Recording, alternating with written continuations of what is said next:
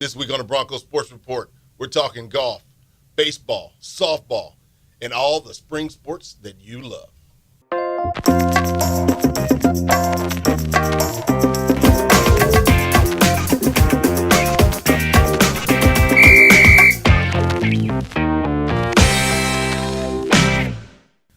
Welcome to the Broncos Sports Report. I'm your host, Demetrius Wright. And with me today, we have my two favorite people, Austin and Rick Lemon, the sports writers from The Vista. Hi, guys. What's up? How you doing, Dave? You guys doing all right? Yeah, it's kind of a sad day. It's our last show. Yeah. A little emotional there. Last show of the year. It's going to be tough, but I think Let's we'll get through it. Let's get through it. So, in case you're wondering why we're wearing up, everybody's all dressed up and put our nice clothes on, because it's championship week. All the UCO spring sports, they're battling. They're going for their championship run. So we had to dress up because it's time to get classy. Okay? It's all for the rings. All for the rings. Let's get to it. First topic, golf. All right. The women. Let me start with the women. I'm going to start with the ladies first. Women's golf, they just won at the Alania. How do you pronounce it? Alvamar, the Alvamar Country Club in Lawrence, Kansas. Alvamar Country Club in Lawrence, Kansas. All right. And they just placed, and Rick, tell me about it. Well, they actually won the MIAA championships. That almost guarantees them a berth for the NCAA D2 Super Regional, which is in Lake Elmo, Minnesota. Ooh. But it's a really hard course, and it was actually extremely hard because of the wind. It was a par 72. The women had 3 different players shooting the 70s, and they were able to get a championship. So far, so good, right? All right. And, playing golf in the wind is very difficult because, it's wind. It blows your ball all over the course. You're trying to line it up, messes up your putting game. I don't like playing golf in the wind. I really don't. Nobody likes playing golf in the wind. And just so how tough it was, like the first couple rounds, only like 5 players in each round shot under 80. And that's terrible. Brutal conditions. That's terrible for golf. With as many players as there is. Yeah. In a big tournament like that. And UCO had 2-3 of them. So really a good job for the Broncos. Just to give you an idea how hard it was to play on this course, it's par 72. We had 3 players in the 70s. It was Ali Sang shot a 77, and then Bethany Darrow and Katie Bench both shot 79s. That's good. But that's still a brutal course. Mm-hmm. But the women came out of it wonderful because they're going to now head to it's not exactly guaranteed, but with this win, it almost guarantees them a berth for the Super Regional. I mean, if they don't get into it, it'll be kind of ridiculous. It's As good gonna as be a a travesty season if they as did. they've had, 5 titles, I mean, they deserve a shot. They absolutely deserve a chance at the national championship. True. All right, next topic, men's golf. On men's golf, the boys were in Lawrence, Kansas. They're at the same course. All right, and they're playing. How did they place? They placed 3rd overall. They did fairly well. Eric Klein actually got 14th overall individually, and pretty solid round altogether. Yeah, and considering they were 7th place going into the final round to move up to 3rd, pretty good rally on the last day of the tournament. And again, brutal conditions. Yeah, especially behind Klein and then Matt Helms, who shot a 73. Klein shot a 72. They were able to move up 4 places in the last round of the day. How do you think they're going to do when it comes? Are they getting into the tourney or not? Honestly, it's a 50-50 shot at this point. They've put up a fairly solid season altogether, and they'll take that into consideration. But it's kind of up in the air right now. But if it's kind of a what have you done for me lately, they've really finished the season strong. Mm-hmm. They won 3 straight titles to end this season, and then they got 3rd here. So if they go by the end of the season, I think they should be in. Yeah, let's do Janet Jackson rules. What have you done for me lately? Next topic, baseball. We're moving on to baseball. All right, baseball. I love them boys because they are power hitters. All they do is score. I love them. Austin, did you watch the last game? Yeah, last game they played Southwest Christian. They just dominated from the beginning. 15-0 after 3 innings. They won 17-1. I mean, they were just dominant. Southwestern Christian was overmatched in the game, honestly. And with the baseball team, they have the number 1 ranked offense in the nation right now. You put up 30 runs in a game. It's pretty decent offense, I'd say. Best part though is the whole team is balanced overall though. Yeah. They have the defense and the pitching to match it up too. Like Ricky Reeves, 8-1 in the season. They keep that kind of pitching going into the postseason. And They should actually absolutely have a shot at the MIA title. And then, huge series this weekend against the number 1 team in the conference, Central Missouri. 4 games ahead of the Broncos, but if the Broncos manage to get a sweep, they will get a share of the conference title and the number 1 seed in the MIAA tournament. So huge series this weekend against the Mules. It's the Mules. And I'm thinking we're going to kick a few mules. I'm just saying. That's my point of view, and I like it. It's mules getting kicked. All right, moving on. Next topic, softball. I love softball. They are doing wonderful with their pitching, their hitting. I can see another title coming ahead. What do you think on it? Well, softball's having a really great season. They started off slow again, 8-7, but now they're 36-12, 19-3. Playing for the title again this weekend. They're first in the league right now by a few games, so I think they're going to cinch that up this weekend. They got a big tournament, a big series of games this weekend. Yeah, because really they're 5th in the Central Regional rankings, and the top 8 go. So they really just need to win to hold on to that and make it to the national tournament. Yeah. And so they're in a good spot, but they need to finish the season. They need to finish the season strong, not like they started the season. Rick, what do you think about softball? I mean, like you've been saying, they've had a fantastic season coming off of last year's national championship. They had a little bit of a slow start, but now they've picked it up. They've, behind Kalen Schrock, who's been absolutely dominant all season, and their offense, which has been, I think, pretty solid. Their offense has been really good. They went through a stretch where they had 8 run rules in 12 games. They're streaky, though. They can be streaky, though. There's some games where they don't put much run support behind Schrock, the pitcher, which we've seen. And well, is that their offense, or is that the pitchers just stepping up against them? I mean, that's a good point. I think it's the pitchers.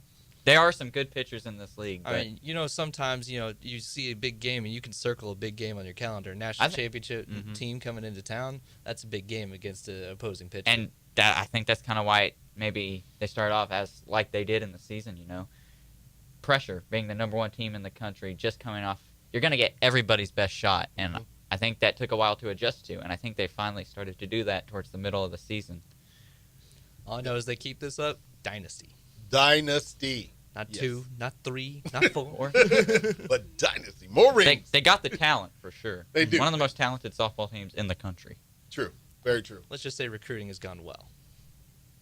Next topic, rowing. Okay, the rowing team. They just came from Tennessee, and they're headed to Dallas. They're back-to-back. They're all over. They're placing. The rowing team is good. And speaking of strong recruiting, they have a recruiting class coming up that is very nice, along with the freshmen that they have on the team right now. Rowing is a nice sport. Rick, what do you got on it? Rowing's done fantastic overall. They got, what did they place in Tennessee? It was 3rd? Yes. They placed 3rd in Tennessee. They're going to face SMU in a duel, and they're doing fantastic. That plus the fact that we're actually getting rowing their own boathouse down on the Oklahoma River opening next year. It's an exciting time for rowing. And then a historic thing for the program, the Novice 8+, which is 8+ the coxswain, finished their first grand final in program history in the tournament, and they finished 6th in it. So that's hats off to them for stepping up. See, that's just proving the depth of the team, because it wasn't just the 8 women or the 4 women varsity teams. The novice teams are starting to get into grand finals too. We start getting our novice teams competing, that's when you show that we have depth and talent all through the program. Yeah. And this was a tough tournament, a tough invitational too. Lots of Division I teams in it. The varsity, I know, had to also go up against the Division II national champion, Nova Southeastern. Yeah. So 2 grand finals and then a C final. Not a bad event for the Broncos. Definitely. I like the rowing team. They're not on my top 10 list yet, but they're moving up slightly. Another sport that's hard to cover. Very hard to cover, but fun to watch. Next topic, tennis. The ladies' tennis team. Remember, I ranked them. They are in my top 5 of sports. Now, tennis. They have a big tournament this week, big match this weekend, and they're facing who they're facing. Well, they're in the conference tournament now, the MIAA, held in Missouri, and they are the 4th seed, and they will be taking on the 5th seed, Emporia State. And, well, they're 15-8 on the season, so a pretty solid year after they kind of went through a tough stretch. Yeah, I think they got a shot. They got some really good singles players. Mm-hmm. Alina Garina, the number 1 singles, 18-3 on the year, so she's had a really good year. And then they got 2 more at 18-4. So I think they got a shot. See, they started off fast and strong, the tennis team, and then toward the middle, they kind of had some few matches where they didn't win and had some close ones that they lost. Now they're starting to get back on, and I really think they're going to do good this weekend against Emporia. I think they're taking Emporia State down. I think they are too. Yeah. Mm-hmm. Rick, what do you think? I just think tennis, they're kind of like the Yankees. You get a whole bunch of talented players all together, but sometimes they don't play together that well. Their doubles, they've been up and down, but their singles, they've been destroying people. It's not just that they win their singles matches, they go and win it, 3-love, 4-love. They don't even give a chance for the other team to even get into Yeah, it. singles is how they've pretty much won their matches. 'Cause Yes. like you said, the doubles, really up and down and struggled. All right, it's time for the lightning round. Lightning round. I'm going to hit you fast and I'm going to hit you quick with the topics. Give me your answers. First up, Thunder in the playoffs. Rick, what do you got? They lost in overtime last night, which was actually fantastic after they came from a 17-point deficit led by Russell Westbrook. They were able to come back, force overtime, especially that 4-point play by Russell. Did anybody see that? Yes, love that one. Seems to be the Thunder's go-to move nowadays, but they're down 2-1, Game 4 on Saturday. They're struggling right now. I mean, their defense it's not good. They're just letting Mike Conley just gets right to the basket. Seems like nonstop.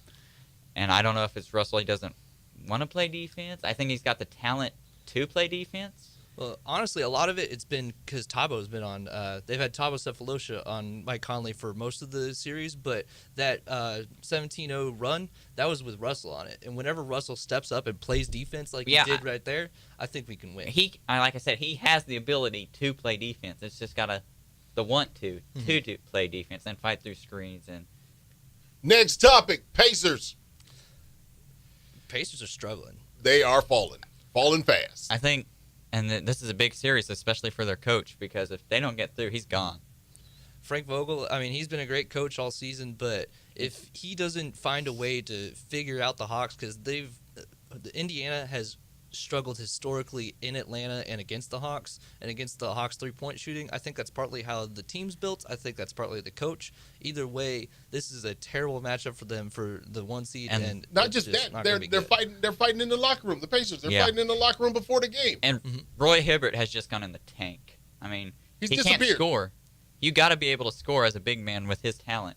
Since the All-Star break, he's gone from being one of the most dominant players in the NBA to just a complete ghost. Show. If he don't keep playing the way he's playing, he's going to be a mailman. Not Karl Malone, but my guy. An actual mailman. An actual mailman, because he's going to be out of the league. The Indiana fans maybe hope he becomes a mailman because they're not too happy with him right now. Because he is terrible. Next topic, the Energy.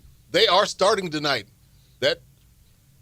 They have the home opener this weekend, which is an exciting time. They've done fairly well so far. They've put up almost 500 ball on the first couple of games of the season. But I think this home opener at Bishop McGinnis Stadium will really be what they need. They need to come home and see that Oklahoma City is ready for this soccer team to get off and really, add another sport to an already great sports city. Yeah, I'm excited because I'm a huge soccer fan. I'm big English Premier League. I watch it all the time, and I'm glad that we have a professional soccer team here now to enjoy. It's a fun sport. I like it. Yeah, up and down the field. You got to be in shape too. I can't play it, but I like it. Me neither, but I sure can watch it. But that's because them boys be running back and forth all up and down the field. Next topic, Pieta. Tar on his neck. What are you doing? I mean, it was a bold choice. I can't tell if it was just it was because, later in the game he started sweating or if it already looked like that from the very start, but it was an obvious shine on his neck. And then the Red Sox manager pointed it out. The refs saw him, kicked him. But no, it didn't start. First inning, nothing. Second inning, big old glob on his neck. Yeah. Now in the first inning, when he was pitching, he's pitching, and the ball's all over the field. He couldn't find the strike zone. Second inning, the strike zone is back. He's hitting. It's right down the middle. And then that's when the big lob is there. And, I have a problem with the suspensions because it's 10 games, but as a pitcher, that's really only 2 games you're missing. Yeah. Mm-hmm. Because, you got the rotation of 4. Right. I think it should be longer, honestly, because we've had enough problems with cheating in baseball. Yes. Now, in his defense, he's saying he's using it because of the shoulder surgery, and he can't feel the ball anymore. In his defense, it's still illegal. Yeah. Bad. Next topic. We're moving on to hockey, the playoffs. Not UCO hockey, but the NHL playoffs. We had a couple of great games last night. We had Bruins Red Wings into overtime. Bruins were able to win that first overtime. We had the Wild beat the Avalanche to 2-1 to even up their series. That's the 4 seed and the 1 seed. Wild are 4. And then we had the Kings actually fend off the sweep. Yeah, I thought they were gone. Yeah, I know. They've won a couple championships the last couple of years, but they were able to come back. There's 6-3 they were able to win, so now their series is at 3-1. Sharks in the lead. But what's important is the game tonight. Tonight, the one game that I'm really excited about is, I'll wave my pom-poms a little bit. I'm a St. Louis Blues fan. The Blues Blackhawks. Yeah. And see, I'm a Blackhawks fan. Mm-hmm. And this is the game. I like my Chicago Blackhawks. This is going to be a good game. It's just I love the new format that they've gone to in hockey. They've gone to a divisional format for the playoffs. So hopefully what their idea is they're going to get rivalry started in the playoffs, which is the biggest knock against hockey the last couple of years. There's been not really any big rivalries. Right. But you can't say that a Blues Blackhawks game any time of the year, especially the playoffs, though, doesn't get feisty. Yeah, this is going to be great. I love hockey. Austin, what do you got? You're not a hockey guy? Oh, my I'm gosh. sorry, I just haven't been able to get into hockey that much. You got to follow me. I'm going to get you into hockey. I follow it more. I'm kind of like the casual soccer fan in America. Watch it during the World Cup, support the U.S., but I don't get a chance, and I can never find. I don't have the channels to watch it on TV. You can at least get. Either way. I mean, now that it's the playoffs, that's the best Yeah, time I usually do watch the playoffs, and when off, I kind of just stop. That's the best part about there's no Thunder game on tonight. The Stars will definitely be on Fox Sports Oklahoma. Probably. You'll be able to see Stars Ducks start at 9:30. Yep. Think I know how I'm spending my Friday night. There you go. Better than you usually been doing it. Next topic, I want to mention the Memorial Marathon. Thank you, the man. The man says the Memorial Marathon this Sunday in Oklahoma City. Big, huge race here in Oklahoma. Might Rick, have some weather problems for it. You think it's going to be weather? Yeah, there's supposed to be some severe weather this weekend, but hopefully they'll be able to get out and run it. This is one of the biggest events in Oklahoma. It's been one of the premier events actually in the running circuit nationally now. It's starting to get bigger and bigger. Yeah. And plus, it's a Boston qualifier, so there's going to be thousands of people in Oklahoma. So hopefully, maybe it'll be a nice the day. biggest event really in Oklahoma. Yeah, it unites all sports. The most important event in Oklahoma for sure. Because it's the memorial, the remembrance of it. We just had the 19 year. It's it's huge, and I would say this is one of the biggest sporting events. Props to everybody who's in shape enough to run it. Yeah, because it takes a lot to run. I mean, I can run to the kitchen. That's about it. We even have a couple of students here in the Mascom building who are going to run it this weekend. Yeah, we have 2. So we'll have to give them a little bit of slack next Monday if they seem a little tired. Slower than normal. Okay, not only are we done for the week, we are done for the year. This is our last show for this season. Rick, how do you feel about our last show? I mean, I think it's been a good semester. It's been a good semester at UCO Sports. I'm excited for the championships that haven't happened yet. We'll be covering it both in the Vista, on the newscast, and on ucentralmedia.com. And it's been a good show, guys. It's really been a great semester of UCO Sports. I'm kind of sad this is over. Yeah. But again, we still got softball going on. Baseball's going to be going on, hopefully, for long runs into the tournament. And I can't wait to cover some football next semester. Definitely. All right. That's our time. Until the next time, this has been the Broncos Sports Report, covering the sports you want to hear about. Dun-dun-dun, dun-dun-dun.